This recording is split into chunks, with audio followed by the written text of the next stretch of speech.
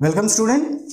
आज इस वीडियो में हम बात करने वाले हैं आपका पोटेंशियोमीटर का एक application that is comparing EMF of two cells. So आज के वीडियो में हम देखेंगे कि अगर आपको दो सेल्स दिया है तो उन दोनों सेल्स की ईएमएफ का आप रेशियो किस तरह से निकाल सकते हैं। ये एक आपका पोटेंशियोमीटर का एप्लीकेशन है। साथ ही साथ इसके बाद हम इसका दूसरा एप्लीकेशन भी देखेंगे जहां कोई एक सिंगल सेल हो, उसका आप इंटरनल रेजिस्टेंस भी निकाल सकते हैं। चलिए शुरू करते हैं। सो यहां हमारे पास आपका एक पोटेंशियोमीटर वायर है जो कनेक्शन आपका किया हुआ है। इसके डिटेल कंस्ट्रक्शन और प्रिंसिपल के बारे में हमने इससे पिछले के एक वीडियो में बात किया है। आपका उस वीडियो का लिंक इसके वीडियो के डिस्क्रिप्शन बॉक्स में दे दिया जाएगा, आप डिटेल में देख सकते हैं जो भी इसका प्रिंसिपल और ये होल कंस्ट्रक्शन है। सो जैसा कि बताया गया है, यहां से लेके यहां तक आपका सिंगल वायर है। 400 सेंटीमीटर 500 सेंटीमीटर का डिफरेंट हो सकता है। यहां से यहां आपका 100 सेंटीमीटर या 1 मीटर का है।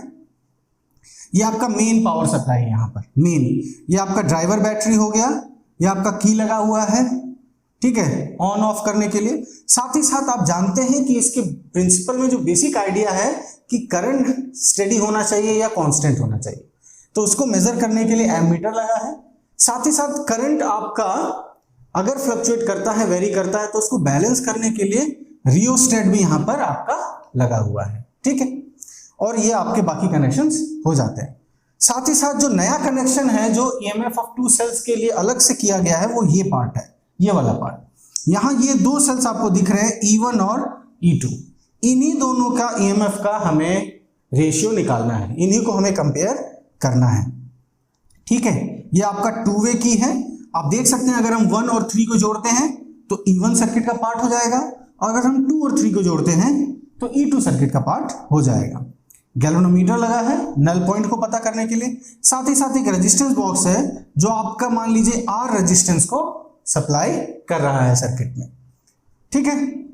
सो मान लीजिए हमने सर्किट को ऑन कर दिया, की को ऑन कर दिया, करंट आपका फ्लो कर रहा है वायर के अंदर।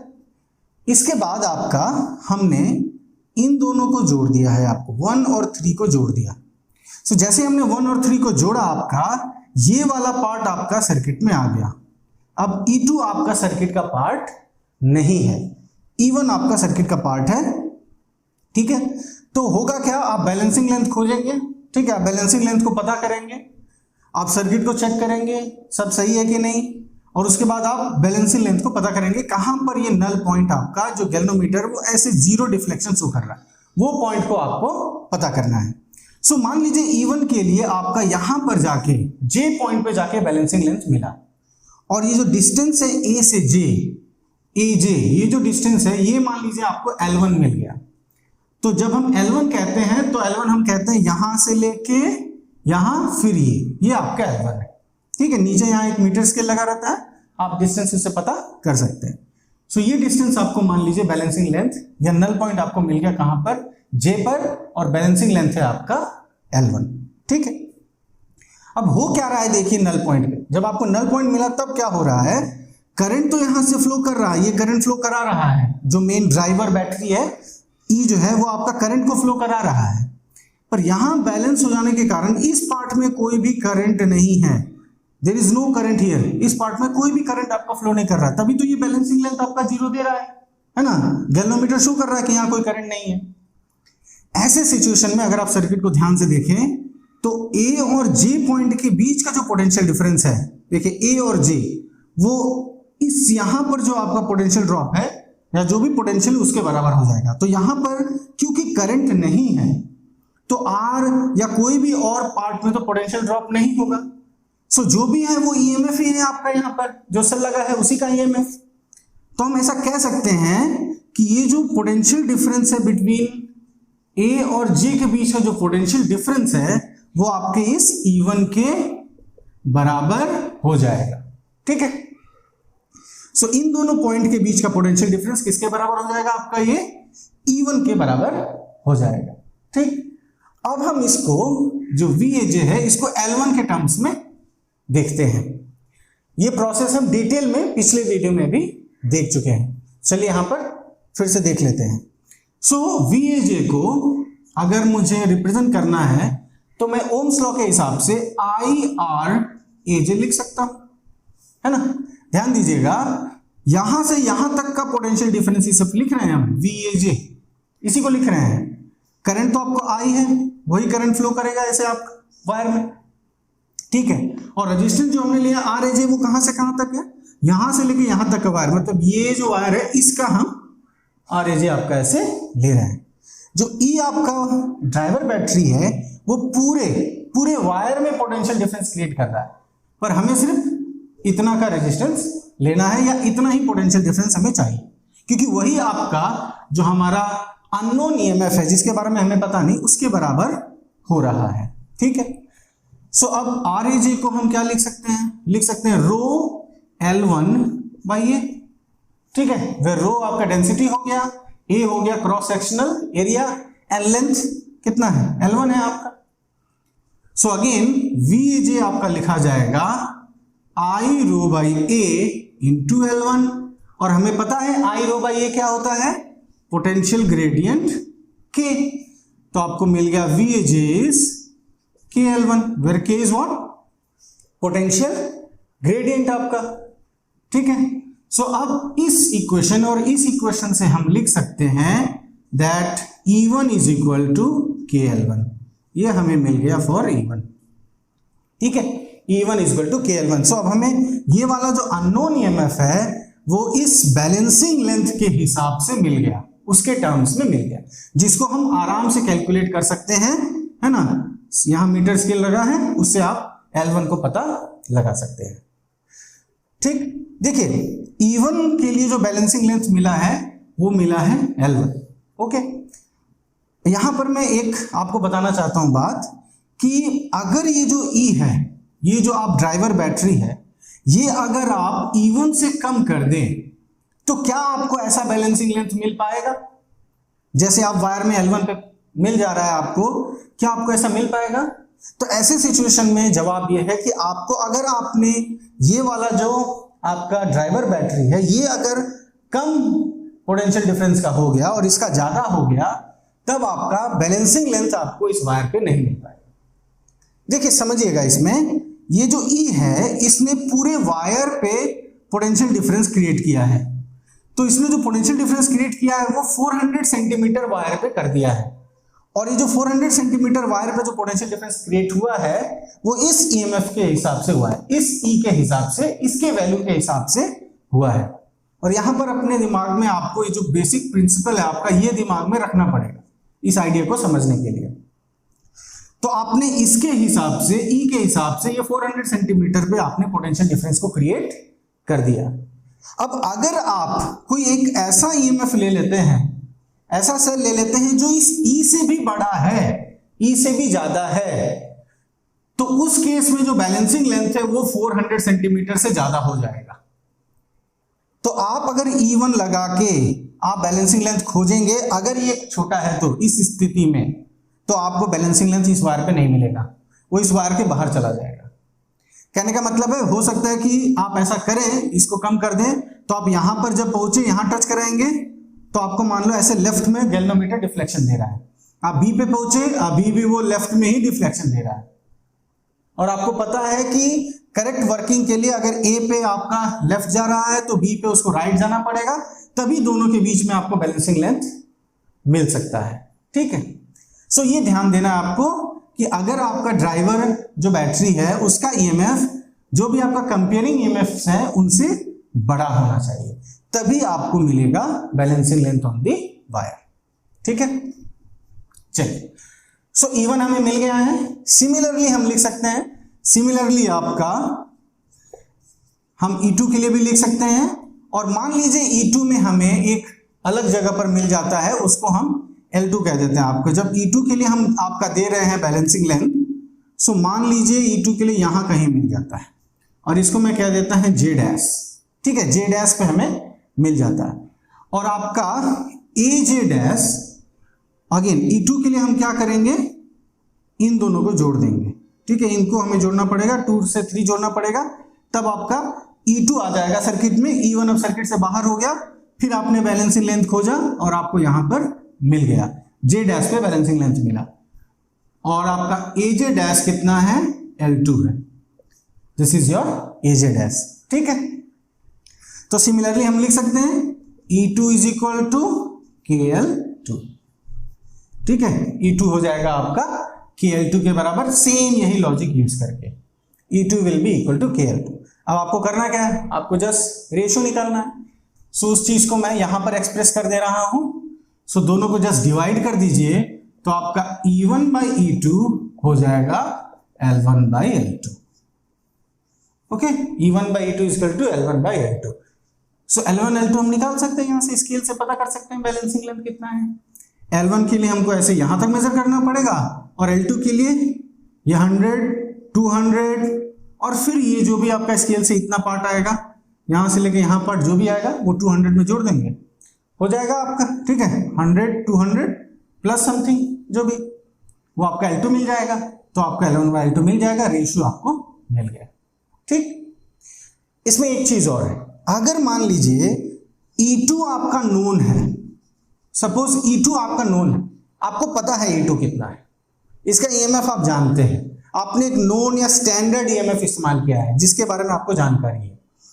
तो ये अगर आपका नोन हो जाए, ठीक है, और ये तो आप पता कर ही सकते हैं स्केल से मेजर, तो आप इसको भी पता कर पाएंगे। E1 का वैल्यू भी आप फिर पता कर सकते हैं, पर E1 का पता करने के लिए ये आपका नोन होना जरूरी है, ठीक है। और अगर दोनों अननोन है तो आप ज्यादा से ज्यादा इनका रेशियो बता सकते हैं, और रेशियो से आप बता सकते हैं कि किसका EMF ज्यादा, किसका EMF कम, ठीक है ना। जाहिर सी बात है, यहां अगर आपका L1 ग्रेटर देन L2 हो जाएगा तो आप बोल सकते हैं कि E1 greater than E2, okay. पर हमारे डायग्राम के हिसाब से अगर हम लिखते हैं तो ये हो जाएगा L2 ग्रेटर देन L1, यहाँ लेंथ L2 बड़ा है, so definitely E2 is greater than E1। इस तरह से ये एक्स्ट्रा जानकारी भी आपको इसमें मिल जाएगा रेशियो के साथ साथ, ओके। सो ये है आपका किस तरह से आप दो सेल्स की EMF को कंपेयर कर सकते हैं। अब हम देखते हैं आपका किस तरह से अगर एक ही सेल दिया हो तो उसका इंटरनल रेजिस्टेंस कैसे निकाला जा सकता है। चलिए देखते हैं। चलिए तो अब दूसरा एप्लीकेशन देख लेते हैं। दूसरा एप्लीकेशन है जहां हम एक सेल का इंटरनल रेजिस्टेंस को पता करते हैं। आप देख सकते हैं इसके सर्किट डायग्राम में जो मेन पार्ट है वो सेम है, ठीक है, विद ड्राइवर बैटरी आपका ई की एमीटर रजिस्टर रियोस्टेट, ये सब आपका सेम है। यहां डिफरेंस आपका आ गया है। क्या डिफरेंस आ गया आप देख रहे हैं, अब यहां 2 की जगह एक सेल लगा हुआ है आपका, ई सेल लगा, इसी का इंटरनल रेजिस्टेंस हमें पता करना है। एक एक्स्ट्रा यहाँ रेजिस्टेंस बॉक्स लगाया गया है जो कि आर रेजिस्टेंस देता है। यहाँ एक की लगाई गई है K2 आपका, ठीक है, और जॉकी है जिसको आप बैलेंसिंग लेंथ या नल पॉइंट को पता करेंगे यूजिंग दी गैल्वेनोमीटर, ठीक। सो इसके पहले स्टेप में क्या करते हैं, हम इस वाले की को क्लोज कर देते हैं और इसको ओपन रखते हैं। सो हमने की K1 जो है आपको इसको क्लोज कर दिया और जो K2 है इसको ओपन रखा, ठीक है। क्योंकि आपने इसको ओपन रखा है, ये पार्ट आपका अब सर्किट का पार्ट नहीं है, ठीक है, ये कोई भी इफेक्ट नहीं शो करेगा। सो आपका करंट फ्लो करना चालू हो गया है, ठीक। अब मान लीजिए आपने फिर बैलेंसिंग लेंथ खोज रहे हैं और यहां पर जाके AJ पे, जिसको अगेन हम लेंथ ले लेते हैं आपका L1, यहां पर आपने बैलेंसिंग लेंथ मिल गया, ठीक है। तो आप जानते ही हैं अगर बैलेंसिंग लेंथ हमें L1 मिल जाता है और यहां पर और कुछ नहीं है, करंट आपका कितना है, यहां पर 0 फ्लो कर रहा है आपका, कोई करंट फ्लो नहीं कर रहा, तो जो E है उसको हम लिख सकते हैं एज KL1, ठीक है। इक्वेशन नंबर 1 दे देते हैं इसको। सो आपने E को रिप्रेजेंट कर दिया in terms of length, balancing length. इससे पहले भी हमने पहले के एप्लीकेशन में उसको देख लिया, आपको डिटेल में देख लिया हम क्यों ऐसा एक्सप्रेस कर पाते हैं। अब सेकंड केस में क्या करेंगे, हम K1 को तो हम क्लोज रख रहे हैं, पर अब हम K2 को भी क्लोज कर देते हैं। K2 को भी हमने क्लोज कर दिया। K2 को जब हम क्लोज कर देते हैं तो ये रेजिस्टेंस ऑफ सर्किट का पार्ट आ जाता है। ये रेजिस्टेंस सर्किट का पार्ट आता है, मतलब अब कुछ ना कुछ एनर्जी इसकी खर्च हो रही है, इस सेल को कुछ ना कुछ अपना सप्लाई अब देना पड़ रहा है, इसके हिसाब से कुछ ना कुछ पोटेंशियल ड्रॉप यहां करना पड़ रहा है, ठीक है। सो इससे क्या होगा, इसका जो पोटेंशियल डिफरेंस है, जो भी आपका सेल दे रहा है वो कम हो जाएगा, ठीक है, दैट वैल्यू विल डिक्रीज। क्योंकि अब ये कुछ काम करना पड़ रहा है, इसको करंट फ्लो कराना पड़ रहा है, इस रेजिस्टेंस के थ्रू आपका पोटेंशियल ड्रॉप हो रहा है। फिर आपने मान लीजिए बैलेंसिंग लेंथ खोजा, ठीक है, अब बैलेंसिंग लेंथ खोज रहे हैं, आपको खोजते खोजते मान लीजिए आपको यहां पर जाके मिला इस जगह पे, इसको हम जे डैश कह देते हैं, तो हमारा ए जे डैश हो गया आपका L2। मान लीजिए ये लेंथ आपका यहां से यहां तक आपका L2, ठीक है, या आपको यहां पर बैलेंसिंग लेंथ मिला। तो अब जो हम एक्सप्रेस करेंगे L2 को, ठीक है, तो हम E के टर्म से अब नहीं कर सकते। देखिए E या EMF हम कब यूज कर पा रहे थे, जब हम कोई भी ये वर्क नहीं कर रहा था, कोई भी इससे आपके एनर्जी खर्च नहीं कर रहा था। पर जब हम सेकंड केस लेते हैं तो ये कुछ वर्क किया है इसने, कुछ इससे आपका करंट फ्लो इसने कराया है, चार्जेस फ्लो कराए हैं, यहाँ पोटेंशियल ड्रॉप कुछ कराया है, तो यहाँ का जो पोटेंशियल डिफरेंस है वो अब terminal potential difference V represent होगा, नॉट E, ठीक है, जो इससे आपका कम हो जाएगा। तो अब हम लिखेंगे V is equal to KL2, ठीक है, बैलेंसिंग लेंथ आपको L2 मिला है, पर अब ये E न लिखा के अब एक टर्मिनल पोटेंशियल आपका V लिखाएगा, ठीक है। सो दोनों को डिवाइड कर देते हैं, सो E बाई V हो गया L1 बाई L2, ठीक। बट हम जानते हैं कि your internal resistance R is E by V minus 1 into capital R, ठीक है, ये आपका होता है R equal to E by V minus 1 into capital R, और ये कैपिटल R कौन सा है, ये है, ठीक है, ये वाला।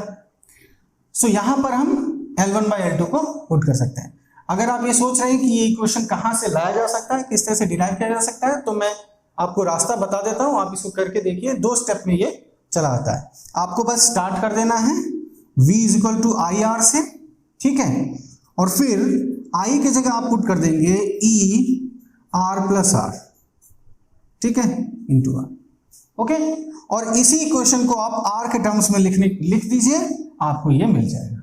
सो स्टार्ट के यहां पर I का ये वैल्यू पुट कर दिए, और उसके बाद ये पूरे एक्सप्रेशन को जो कि V के टर्म्स में है, इसको आप स्मॉल r के टर्म्स में लिखिए, तो ये इक्वेशन आपको मिल जाएगा, ठीक है। सो E बाई V की जगह हम लिख सकते हैं L1 बाई L2, और L1 बाई L2 देखिए हमारे लिए नोन है, हम क्यों रिप्लेस कर रहे हैं, क्योंकि हमें निकालना तो R है आपका, हमें इंटरनल रेजिस्टेंस ये पता करना है, ये तो हमें रेजिस्टेंस बॉक्स दे देगा, है ना, रेजिस्टेंस बॉक्स आप कितना लॉब से कितना वैल्यू निकाल रहे हो, आपको R पता चल जाएगा। ये आपके दोनों अननोन पार्ट्स हो जाएंगे, ये आपको नहीं पता चल रहा है एग्जैक्ट वैल्यूज, तो रेशियो के फॉर्म में आप L1 L2 इनका पता कर सकते हैं, है ना, कितना बैलेंसिंग लेंथ आया और ये कितना आया, दोनों हम स्केल से मेजर कर सकते हैं। तो हम क्या है, ये एक अननोन पार्ट से हम नोन पार्ट की तरफ जा सकते हैं। तो हमें बस करना ये है कि इसके जगह हमने लिख दिया L1 by L2 minus 1 into R, ठीक है। इसको फाइनली मैं यहां पर एक्सप्रेस कर दे रहा हूं आपका स्मॉल r को, तो स्मॉल r आपका हो गया L1 minus L2 by L2 into R, ठीक है, जिसमें आपका ये नोन है, यहां से L1 L2 आपके बैलेंसिंग लेंथ है जो हमें पता चल जाएंगे, तो इंटरनल रेजिस्टेंस हम पता कर सकते हैं। तो ये तरीका है आपका internal resistance of a cell को पता करने का यूजिंग ए पोटेंशियोमीटर इंस्ट्रूमेंट, ठीक। सो इस वीडियो के साथ ही आपका करंट इलेक्ट्रिसिटी के सारे टॉपिक्स भी कवर हो जाते हैं। फिर अगले वीडियो में जब हम आपसे मिलेंगे तब हम मैग्नेटिक इफेक्ट्स के टॉपिक्स को देखेंगे।